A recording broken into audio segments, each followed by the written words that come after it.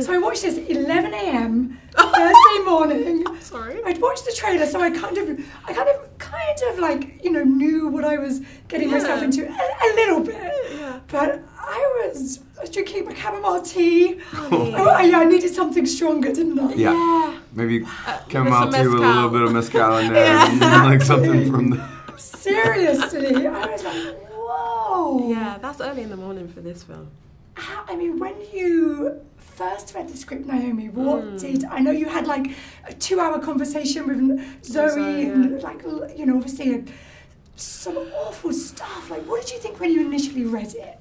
I was like, bring it on. I feel like, sometimes it's like when you read a script like that, you're like, oh, this is something that can ruffle feathers in a productive way.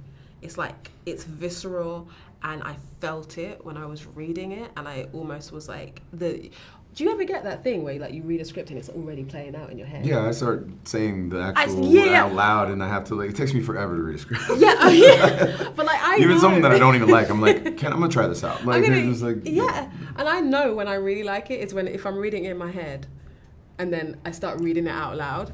Like, if I start reading out loud as the character, I know, like, I'm into a thing. And I was like, nah. I was, like, doing this stuff. I was like, this is insane. I haven't read anything like it. It's so original. And, like, at that point, I was like, I need to talk to her about everything that I'm thinking. And then, hopefully, I can grab this role.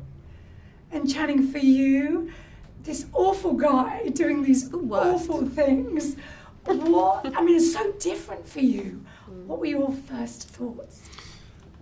First was like, you want me to play this? Like, I was like, nicest guy. I was like, okay. Like, no one comes to me for this stuff, and everybody kind of wants to just like you to keep doing the thing that they want you or like you doing, and it was less about even the movie for me in a way. Like when I first read it, it was really just about somebody seeing me in a different way that anybody ever gave me a shot at, and it was that what was so interesting. And then because the first time I read the script was very different of a movie than what we made, and it's just been a journey, and like it's still the same though. I remember being on set and being like, man, she just thinks like different than most people, and most directors that I've worked with a lot now, and every day is a bit of a unwrapping in a way, so it's cool.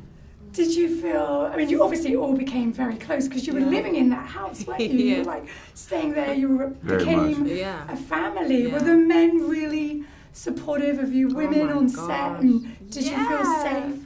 Yeah, oh my gosh, like I think that's you have to, like Zoe made that, like that's top priority, and like we had to be responsible for our own safety and each other's, and that was like communication, right? That's like saying like, I'm uncomfortable, or I don't feel great right now, I'm gonna need a gentler kind of handling. Like those things are so important on any set, but given the circumstance of this story. No, you can't be working without a net. Like everybody has to be like sitting there going, checking in all the time. What's going on? Are you okay right now? And sometimes you are, and sometimes you're not. And like you have to just like really be honest about it all. And like, because we all had each other. And like, having like the most ripping scenes, and then Friday at Wrap, we're all literally laying on the lawn that you see us running across, and just like listening to music and having like a beer, like watching the stars. Like that's. I was gonna say, how did you balance that? Did you have to find some like silliness and goofiness? But I feel like that's why we were like more like playful and like goofy, because we had to dispel that energy. Yeah, like you're holding a lot of tension in a lot of these scenes. And especially you. Like it's I got to be crazy, so I love it. I was like, woo, like whatever. Different situation. Have you ever known anybody like this, Channing? We all hear stories. What? A billion? Absolutely not. No. And if I did, I hope I did something about it. Like, no, I know 100% no. Zoe was so sweet at your premiere when she was on stage, and how she thanked you when you were listening to the sweet words she said about you and the love of her life. What did that mean to you? I'm still sort of like, because she's just not, we're not those people. We're not those people to like publicly just sort of, like do that. We just behave it rather than like talk about it. For her to do that was, it was a big one. So special. And as a director, you've all been raving about, for this to be her directorial debut and something. You wouldn't know it's her first movie, I can tell you that. Yeah. It's the form of it. Like the first time I watched it, like the way that she has formed this piece goes against the normal way. It's unpredictable. Like the pace of it is really interesting, and how she and her editor chose to move things around, and the aim is not only the story but to immerse the audience within it, and that takes a high level of skill and creativity to achieve. Would you say? Yeah, absolutely. Well, also, she's coming from a place that like it's beautiful to not know what you don't know in a way. And the movie structure is kind of like unique. It doesn't. We've watched a lot of movies that have very long first acts, like. Deliverance, for example, that has like an incredibly long first act. It's almost like a 45 to 50-minute first act. And this movie is a misshapen object in that way. It doesn't paint by numbers, and usually like thrillers are very formulaic. This isn't. And she just doesn't. She bucks the tiger at every turn. Yeah. And you said, you've worked on so many movies. You've both done a lot of movies, but you said you've never worked with a director like this before. And when she gave you notes, everyone listened. Yeah, I mean, well, hopefully you're going to listen to your director. Hopefully you respect your director that much. You're like, you're wrong. I got it. Just go back to your monitors. Right? No. So hopefully that is the case for every movie that you're on as well. Good hope so. But yeah, no, she has a